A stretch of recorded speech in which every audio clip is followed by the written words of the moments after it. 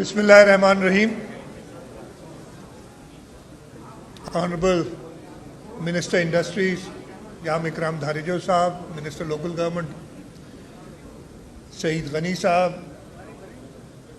हमारे आज के मेज़बान भी समझ लें, ऑर्गेनाइजर्स, उनमें सबसे पहले ज़ुबैर मोतीवाला साहब, chairman businessman group, vice chairman businessman group और प्रेसिडेंट KCCI मोहम्मद जावेद बिलवानी साहब, यहाँ पे कराची चेंबर के पास्ट प्रेसिडेंट्स, कराची चेंबर के office bearers, senior vice president Ziaul Arfeen साहब, वाइस प्रेसिडेंट फैसल खलील साहब, chairman special committee my Karachi exhibition Mohammad Idrees साहब, हमारे ऑनरेबल काउंसिल जनरल्स में तुर्की,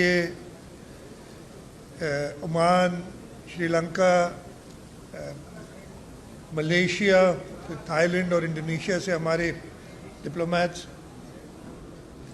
बिजनेस कम्युनिटी से ताल्लुक़ रखने वाले लोग, कराची और बाहर से आए हुए मेहमान, ख़वातीन व हज़रात, अस्सलाम वालेकुम।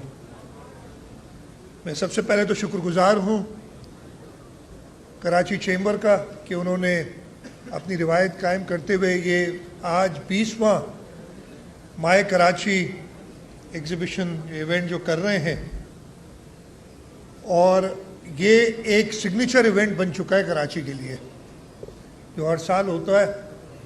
और मेरी कुछ नसीबी है कि मैं अब काउंट भूल गया हूँ, काफ़ी बार मैं ख़ुद इधर आया हूँ और इस इवेंट को इनॉग्रेट किया है। मैं शुक्रगुज़ार हूँ कि हमेशा इज़्ज़त अफजाई करते हैं और मुझे दावत देते हैं।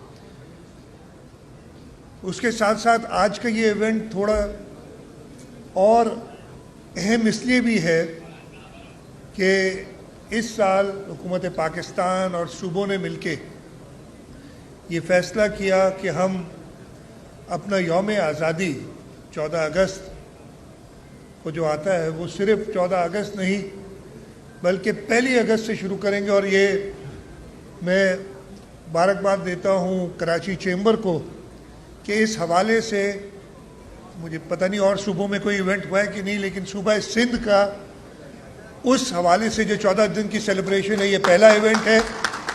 हमने पहला केक काटा है और इंशाअल्लाह ताला हम इस साल ये 14 दिन 14 अगस्त तक शायना शान तौर पे मनाएंगे, इसलिए कि इसमें हम जो 1947 में कायदे आज़म मोहम्मद अली जिन्ना ने एक जिद्दोजहद करके, एक पुरअमन जिद्दोजहद करके हमारा मुल्क हासिल किया था,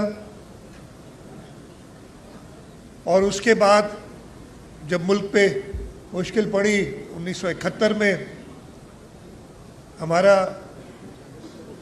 मुल्क 2 हिस्से हो गया। उसके बाद शहीद जुल्फ़िकार अली भुट्टो ने इस मुल्क को संभाला, और फिर रिसेंटली हमारी शहीद मोहतरमा बेनज़ीर भुट्टो ने, जिस शहीद जुल्फ़िकार अली भुट्टो ने हमें एटमी सलाहियत बनाने के लिए इफ्तिताह किया, शहीद मोहतरमा बेनज़ीर भुट्टो ने मिसाइल टेक्नोलॉजी दी कि हम वो अपने अफवाज को और ताकतवर कर सकें।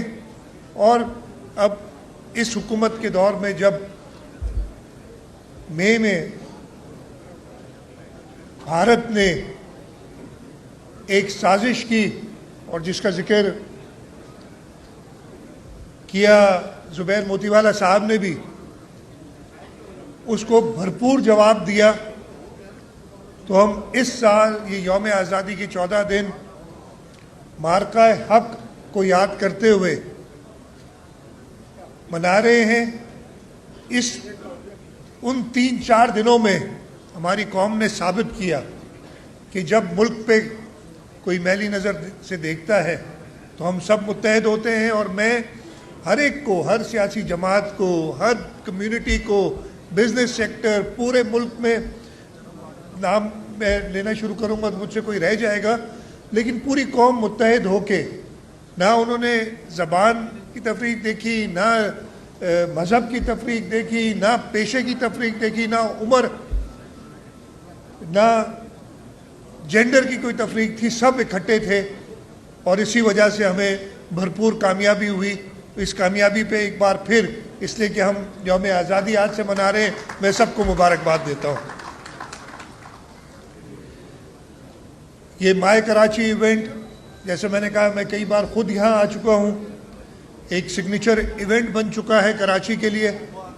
और इस साल जैसे बताया गया कि कई और ममालिक भी पार्टिसिपेट कर रहे हैं आपकी एग्ज़िबिशन में। ये बहुत ही खुशाइंद बात है और इंशाअल्लाह ताला जो कराची का पोटेंशियल है, जो कराची में जान है, वो सारी इस माय कराची इवेंट से उभर के सामने आती है, जिसमें चेंबर, कराची चेंबर वाले मुबारकबाद के मुस्तहिक हैं इस इवेंट को कराने के लिए। ये इवेंट जैसे बताया 2004 में शुरू हुआ, जब कराची के हालात बहुत ज़्यादा ख़राब थे। 2004 से लेके आपको दिन याद होगा, यहाँ पे कराची के अंदर, पूरे पाकिस्तान में, और उस वक्त कराची सेंटर था टेररिज्म का। अनफॉर्चुनेटली उस वक्त कराची चेंबर ने ये प्रोग्राम शुरू किया और मैं अगर सिराज कासिम तेली साहब को याद ना करूं तो बिल्कुल मुनासिब नहीं होगा, इसलिए कि वो इस इवेंट की, कराची चेंबर की, बिजनेसमैन ग्रुप की और कराची के लोगों की सही नुमाइंदगी करते थे। अल्लाह ताला ने चंद साल पहले उन्हें हमसे ले लिया, लेकिन जो चेंबर को ये मुबारकबाद देता हूँ कि उनकी की हुई एक काविश जो थी उसको उन्होंने जारी रखा है। इस इवेंट में इंशाअल्लाह ताला हुकूमत सिंध पहले भी सपोर्ट करती रही है और हम चाहेंगे कि इसको और वसी किया जाए। कुछ बातें मेरी अभी जावेद बिलवानी साहब से, ज़ुबैर मोतीवाला साहब से हुई है कि हम अगले दफ़े इसको और बेहतर कैसे कर सकते हैं और इंशाअल्लाह ताला हुकूमत सिंध अपना पार्ट प्ले करेगी। दो तीन चीज़ें जो जावेद भाई ने भी बात की, मैं भी जिक्र करना चाहूँगा। मैंने अभी जिक्र किया था 2004, मैं कराची शहर में पैदा हुआ हूँ। मैंने बहुत टाइम देखा है कराची शहर में, और आप लोग सब भी जो मेरे हम उम्र हैं उन्होंने वो टाइम भी 80s का देखा होगा, 90s का देखा होगा, जब कराची शहर में 10-20 की तादाद से रोज़ाना टेररिज्म के हवाले से लोग अपनी जान गंवाते थे। आपने वो टाइम भी देखा होगा कराची में जब बिजनेस कम्युनिटी, और मुझे मरहूम सिराज कासिम तेली साहब ने कई बार इस चीज़ का जिक्र किया, जब आप लोगों से भत्ते लेके, एक ऑर्गेनाइज्ड भत्ता सिस्टम था, मतलब उसमें आप लोग शायद बुरा भी नहीं मानते थे, वो भत्ते दिया करते थे।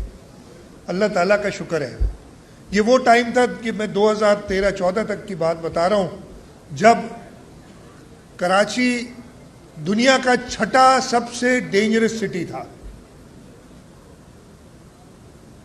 अल्लाह ताला का शुक्र है इस वक्त मैं ये नहीं कह रहा कि अमन व अमान है, मैं जो बात कहता हूँ ना तो वो फिर एकदम मीडिया वाले उसको उठा लेते हैं, लेकिन क्या है कि हमारी मेमोरीज बहुत शॉर्ट होती हैं, हम भूल जाते हैं। वो ज़माना भी था जब आपको प्रोटेक्शन के लिए वो भत्ता देना पड़ता था, लेकिन अब अल्लाह ताला का शुक्र है कि ऐसा कुछ नहीं है। हाँ, एक 20-25 मिलियन की आबादी के शहर में क्राइम या लॉ एंड ऑर्डर थोड़ा बहुत ख़राब हो सकता है, लेकिन उसके अंदर भी हुकूमत सिंध ने पूरी कोशिश की। और इस वक्त मैं ये कहूँगा कि ऑप्टिमम तो नहीं है, लेकिन पहले से अमन व अमान की सिचुएशन बहुत बेहतर है। स्ट्रीट क्राइम का एक बीच में दौर आया था, उसको भी कई हद तक, मैं ये नहीं इसलिए कि वो मैं ये बात कहूँगा आज की 2-3 खबरें उठा के दे देंगे जी फलाने से मोबाइल फ़ोन छीन गया, यहाँ से मोटरसाइकिल छीन गई, यहाँ से गाड़ी छीन गई, तो ये चीज़ें इतने बड़े शहर में मैं अगेन होनी नहीं चाहिए, जस्टिफाई नहीं कर रहा हूँ, लेकिन पहले से बहुत बेहतर हालात हैं। इंफ्रास्ट्रक्चर, यस, जो इस शहर का पोटेंशियल उस हिसाब से उसका इंफ्रास्ट्रक्चर नहीं बना, नहीं है। लेकिन हुकूमत सिंध, मैं कल एक मीटिंग थी और उसमें हम बात कर रहे थे, हमने 2015-16 में वर्ल्ड बैंक से साथ मिलके और एक गैप एनालिसिस कराया था कि कराची में एक अच्छी लिवेबल सिटी होने के लिए हमें कितनी इन्वेस्टमेंट, कितने रिसोर्सेज चाहिए। उस वक्त ये 2015 के हिसाब से लगाया था कि 3 ट्रिलियन रुपए, और ये 3 ट्रिलियन जब मैं बात बता रहा हूँ, उस वक्त 2015-16 में हमारा सालाना जो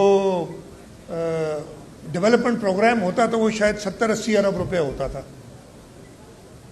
उस वक्त उन्होंने कहा कि 3000 बिलियन रुपए आपको चाहिए कराची के वो गैप। और ये चीज़ हम समझ सकते हैं कि खुद से पूरी नहीं कर सकते थे, हमें वफाक भी कितनी मदद करेगा शायद वो भी ना कर सके। तो हमने कई इनिशिएटिव्स लिए और वो इनिशिएटिव्स ने रिजल्ट्स दिखाई हैं। वो इनिशिएटिव्स हमने अपनी एडीपी के अंदर स्कीम्स दी, हमने एक मेगा स्कीम्स का प्रोजेक्ट शुरू किया जिसमें हम जो स्कीम्स हैं वो उसी साल ख़त्म करते थे। अब अगर आप देखें शारा फैसल पे अंडरपास, आपका ये आगे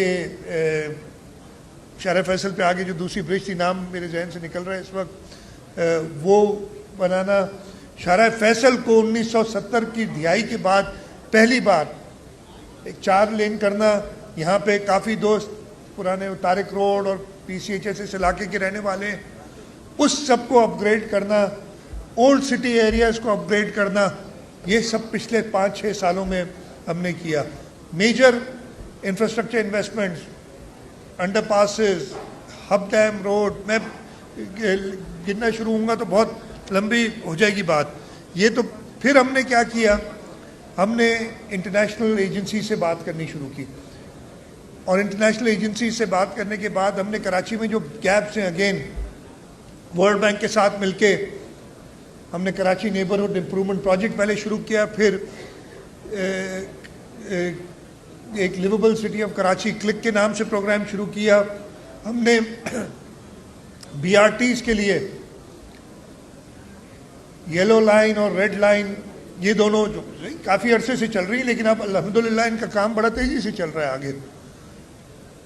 हमने वेस्ट मैनेजमेंट बोर्ड बना के कचरा उठाने के लिए बेहतरी लाने की कोशिश की और काफ़ी हद तक कामयाब हुए।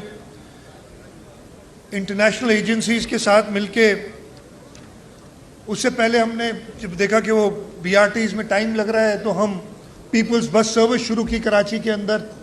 हम पहली हुकूमत थे जिन्होंने EV बसेस लाए कराची में। ये सारे इंटरवेंशंस पिछले 8-10 साल, जब से ये थोड़ी लॉ एंड ऑर्डर, इसलिए कि पहले तो लॉ एंड ऑर्डर के ऊपर वही अगर रोज़ाना 10-15 डेथ्स हो रही है टेररिज्म की तो आदमी कुछ और नहीं सोच सकता। लेकिन जब से वो लॉ एंड ऑर्डर की सिचुएशन बेहतर हुई है, हमें खुशी है कि हम इन सारी चीज़ों पे फोकस कर सकें और कराची को एक बेहतर शहर बना सकें। सिर्फ इस साल हम वो प्रोजेक्ट्स, मैंने उन प्रोजेक्ट्स से जिक्र किया था जो हम 1 साल में कंप्लीट करते हैं पूरी एलोकेशन दे के।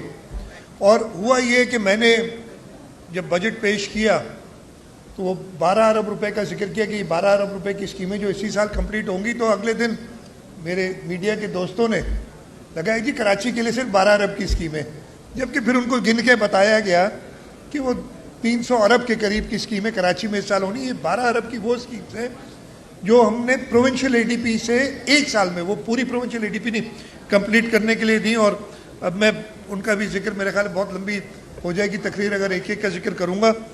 तो ये इंटरवेंशन हमने की। पानी के ऊपर ख़ास तौर पे बात की।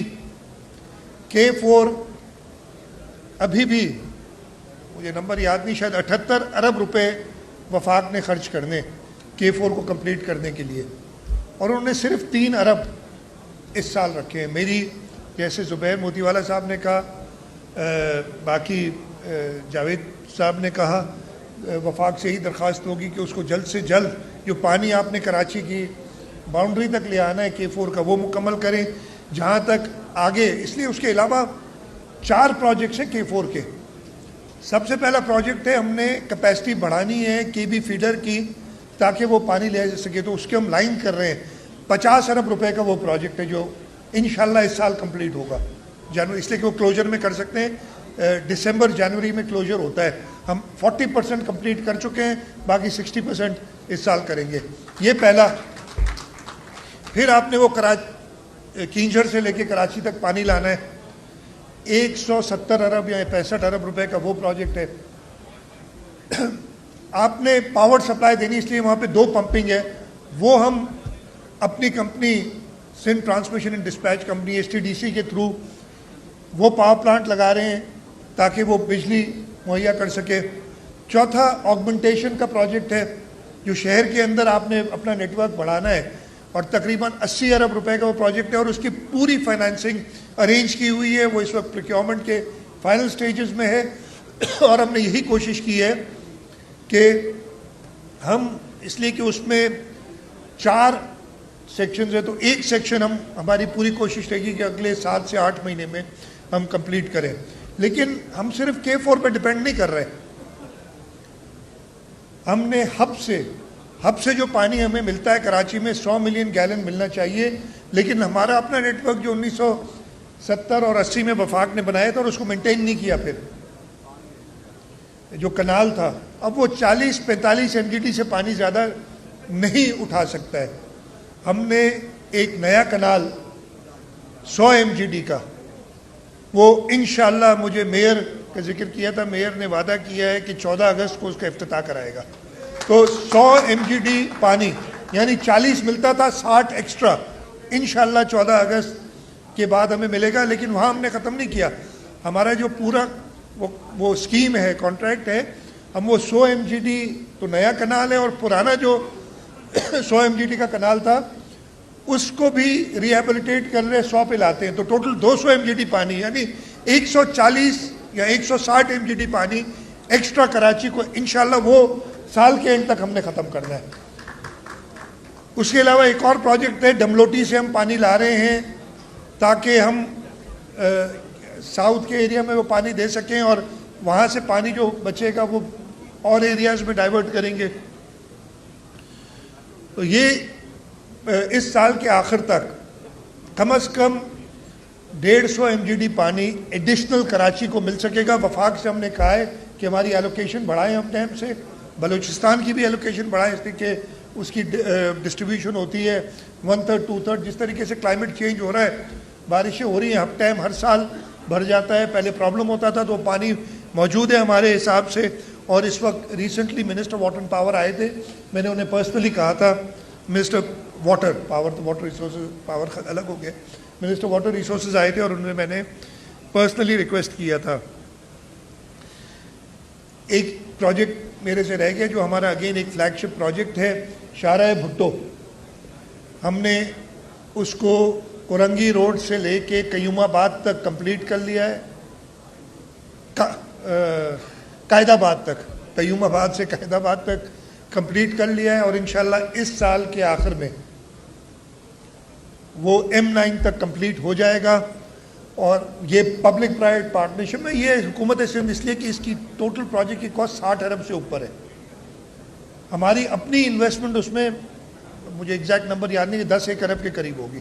बाकी सारा प्राइवेट सेक्टर और लेंडिंग से हमने किया है, और इंशाल्लाह ताला ये प्रोजेक्ट हम दिसंबर तक कंप्लीट करेंगे। उसके साथ साथ हम उसका फेज़ 0 में उसे कहता हूँ, उसको बना रहे हैं कि पोर्ट से लेके और कयूमाबाद तक कनेक्ट करना है। ये एलिवेटेड बनेगा, 64 बिलियन रुपीस का ये प्रोजेक्ट है, जो कि लास्ट स्टेजेस में हमारी डिज़ाइन, हमें प्रपोजल आई हुई है, बैंक्स इंटरेस्टेड हैं इसको फाइनेंस करने में, और इंशाल्लाह ताला तकरीबन 2 से 3 साल का कंस्ट्रक्शन पीरियड उसको हम चाहेंगे जल्दी करें उसको, वो हम कर रहे हैं। और ये एक हमारा फ्लैगशिप प्रोजेक्ट है। 2 इश्यूज़ का और मैं जिक्र करूँगा, तकरीर ज़्यादा लंबी नहीं करना चाहता, मैंने भी जाना है और थोड़ा सा राउंड भी लगाना है।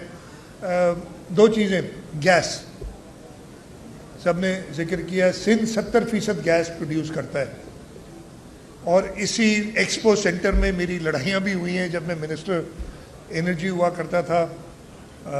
एक इवेंट पे मैं आया था, मुझे अच्छी तरह याद है, वो गैस सप्लायर्स ने फेडरल गवर्नमेंट के लिए किया था। मैंने कहा भाई किसके लिए कर रहे हो जो हमें खुद गैस नहीं, और मैं अभी भी कायम हूँ कि जो हमारा हिस्सा है जायज़ वो हमें नहीं मिलता है। और मैं बिज़नेस कम्युनिटी का शुक्रगुजार हूँ कि वो हर जगह ये बात रेज़ करते हैं, और ये अभी भी पिछले 7-8 साल से CCI में, काउंसिल ऑफ कॉमन इंटरेस्ट में आगे पीछे हो रहा है। अभी तो 1.5 साल हो गया CCI की एक मीटिंग सिर्फ हुई है। कानून के मुताबिक, आइन के मुताबिक हर 3 महीने में मीटिंग होनी है। ये भी मैं अर्ज करूँगा कि बिज़नेस कम्युनिटी, सिंध के लोगों का जो एक डिमांड है कि हम अपने जायज़ हिस्से की गैस लिए, हमें आईनी हक है। आर्टिकल 158 कहता है कि जिस सूबे में गैस पैदा होती है पहला हक उस सूबे के लोगों का है, वो हमें मिलनी चाहिए। आखिरी चीज़ जो कि आपने जिक्र नहीं किया किसी ने, लेकिन मैं जिक्र करना मुनासिब समझता हूँ, इस साल बजट के अंदर फेडरल गवर्नमेंट ने काफ़ी FBR को एक ड्रैकोनियन पावर्स दिए थे, और पाकिस्तान पीपल्स पार्टी ने उस पर काफ़ी रेजिस्ट किया। हमारे नेशनल असम्बली के अंदर चेयरमैन बिलावल भुट्टो जरदारी ने, और कुछ डाइल्यूट किया उनको। ठीक है, आप टैक्स लें, जायज़ टैक्स लें, हमारा फ़र्ज़ है, चाहे मैं सैलरीड क्लास का हूँ, चाहे मैं एग्रीकल्चरिस्ट हूँ, चाहे मैं बिज़नेस कम्युनिटी से हूँ, कमर्शियल एक्टिविटी करता हूँ, सब ने टैक्स देना है। लेकिन मैंने उनकी देखी हैं जो जिस तरीके से वो हरास करते हैं लोगों को, वो फेडरल गवर्नमेंट से यही है कि जी you have to have a friendly tax collecting system, otherwise you will not be able to collect taxes. और उसके साथ साथ एक और चीज़ भी करूँगा, जो इदारा कहता है कि जी मैंने कानूनी तौर पर टैक्स लेना है, कानून उसने भी फॉलो करना है, और वो कानून फॉलो नहीं करता, सिंध हुकूमत का कानून फॉलो नहीं करता, और इसको हमने टेकअप किया हुआ है फेडरल गवर्नमेंट के साथ। मतलब अगर आप अपनी गाड़ियाँ रजिस्टर नहीं कराएंगे और खुद टैक्स नहीं देंगे, अगर मैं टैक्स नहीं देता तो मुझे कोई हक नहीं पहुँचता मैं किसी और पे उंगली उठाऊँ। तो ये चीज़ मैं इस इवेंट के हवाले से भी सामने लाना चाह रहा था। काफ़ी बातें हो गई हैं। इंशाअल्लाह ताला जैसे मैंने कहा कि हमारी कोशिश रहेगी कि सिंध हुकूमत हमेशा चेंबर के साथ, बिजनेसमैन ग्रुप के साथ इस इवेंट को पिछले सालों से और बेहतर करे। Karachi is the jewel in the crown. हमारा लिए बड़ी फ़ख्र की बात है कि हमारा दारुल खिलाफा सिंध का, जिसके अंदर पाकिस्तान रेजोल्यूशन पास हुई, जिसमें एक बार नहीं 2 बार रेजोल्यूशन पास हुई पाकिस्तान की हिमायत में, और सिंध के लोग, सिंध के वो इलेक्टेड नुमाइंदे जो 1945 और 47 में इधर थे, उनको खिराज तहसीन पेश करना चाहूँगा कि उनकी ये सोच थी कि पाकिस्तान हमें बनाना है, और जो पाकिस्तान रेजोल्यूशन थी, मैं अगर लंबी बात करूँगा तो बहुत ज़्यादा बातें कर सकता हूँ।